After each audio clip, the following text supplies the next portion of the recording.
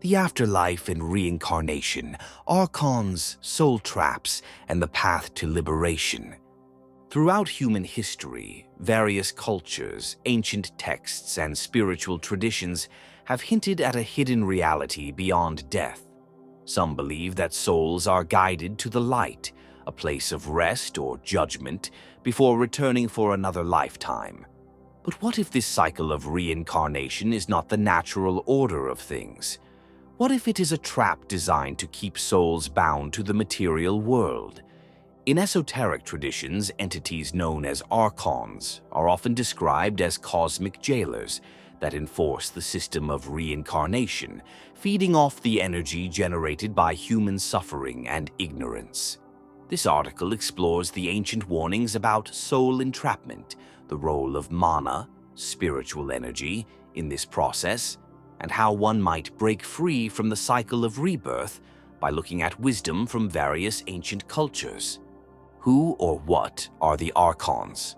The term Archon originates from Gnostic traditions, particularly the teachings of the early Christian sect known as the Gnostics, who saw the material world as a false construct.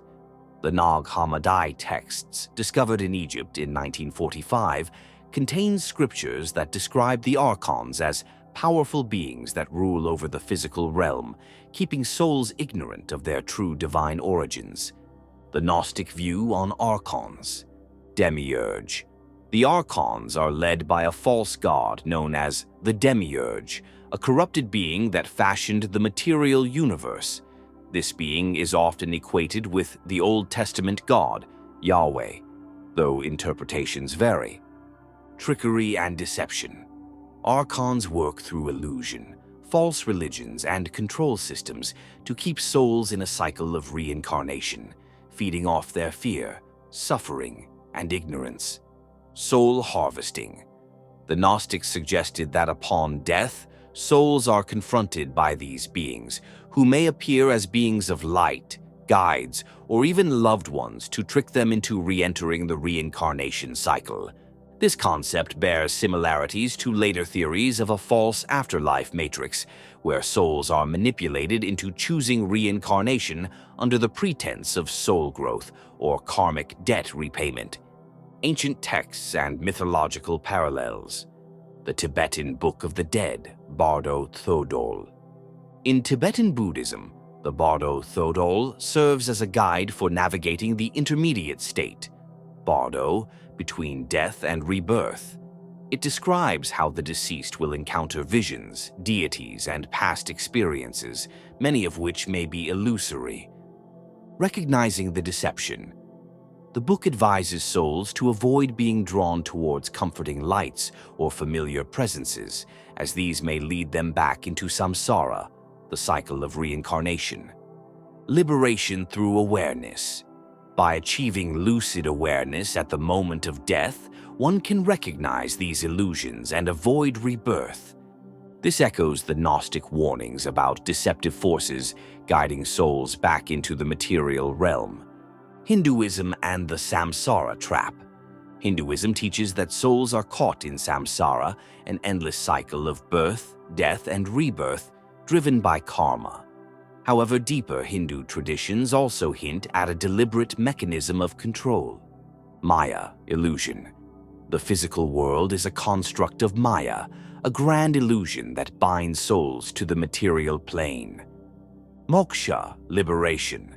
True spiritual realization allows a soul to transcend samsara, breaking free of karmic bondage. Lord Yama and judgment. Hindu mythology speaks of Yama, the god of death, who judges souls before they are sent to their next life.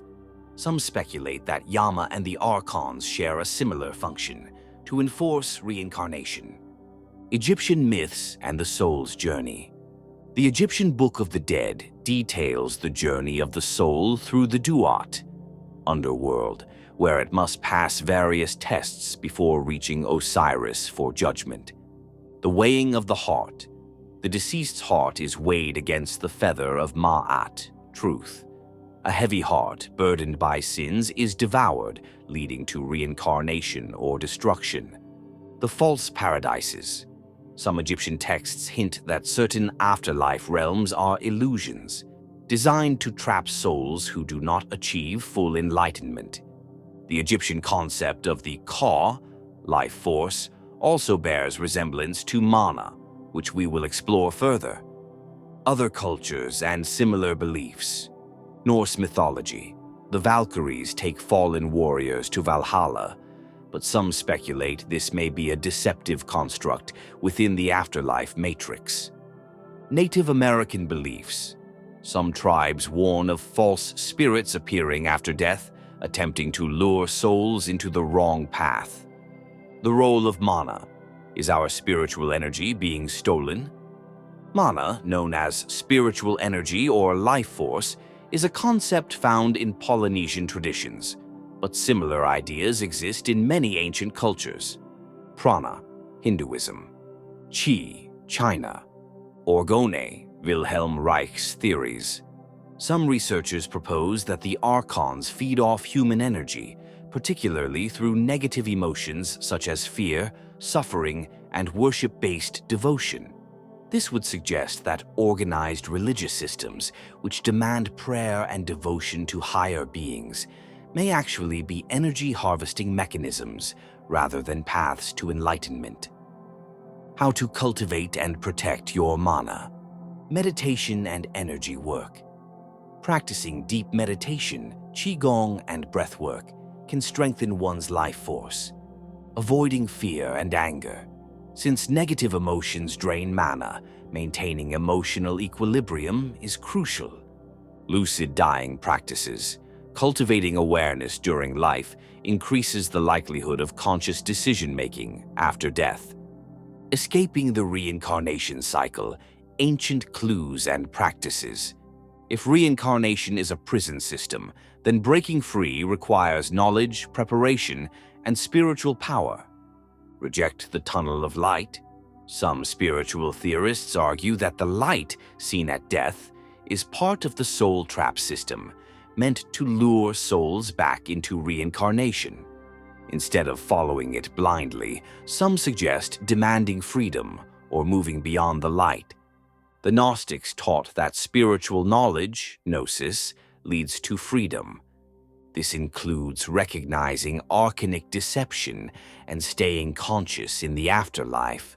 Tibetan Buddhist practices. Training in lucid dreaming helps souls recognize illusions in the bardo.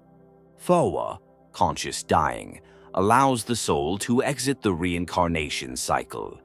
Hinduism and Buddhism emphasize not creating new karmic bonds through detachment and spiritual mastery. The Buddha's enlightenment was a rejection of the forces that bind humans to suffering. Are we prisoners of the afterlife?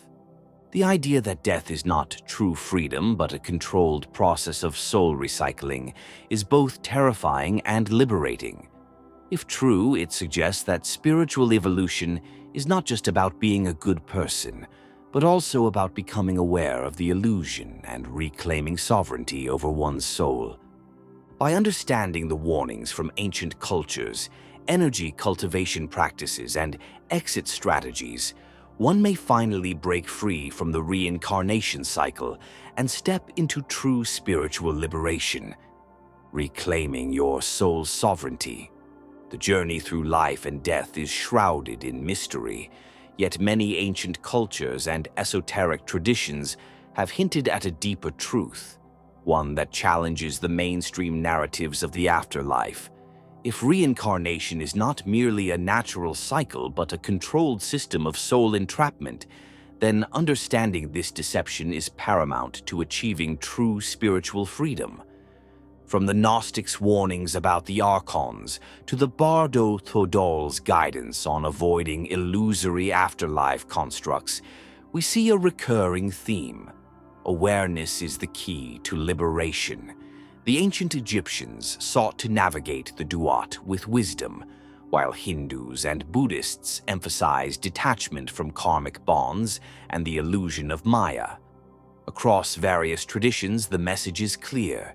The material world is a veil, and transcending it requires knowledge, willpower, and spiritual mastery.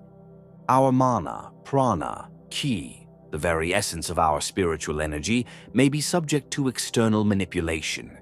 If the Archons or similar entities exist, they may seek to keep us bound through emotional suffering, fear, and karmic cycles. However, the power to break free resides within us. Through energy cultivation, lucid awareness, and conscious exit strategies, we may navigate the afterlife with clarity, avoiding the pitfalls that lead to reincarnation. Ultimately, whether one believes in these theories or not, the exploration of such ideas encourages a deeper understanding of life's purpose, spiritual consciousness, and the nature of existence. Perhaps the ultimate truth is not in merely escaping the cycle, but in mastering it, transcending it, and reclaiming sovereignty over one's soul.